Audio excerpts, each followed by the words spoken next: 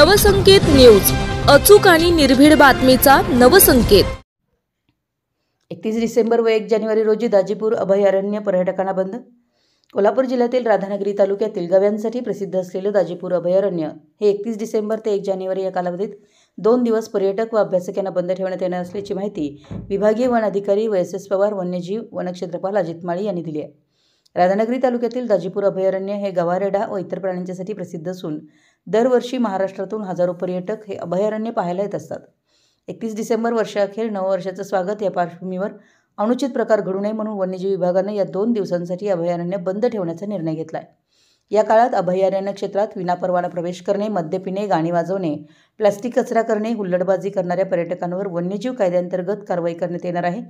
या 2 दिवसात पर्यटनाला बंदी असल्याने पर्यटकांनी येऊ नये असं आवाहन वन्यजीव विभागाकडून करण्यात आलं आहे। आपल्या परिसरातील महत्त्वाच्या बातम्या पाहण्यासाठी आमच्या नवसंकेत न्यूज चॅनलला YouTube वर सबस्क्राइब करा आणि बेल आयकॉन प्रेस करा।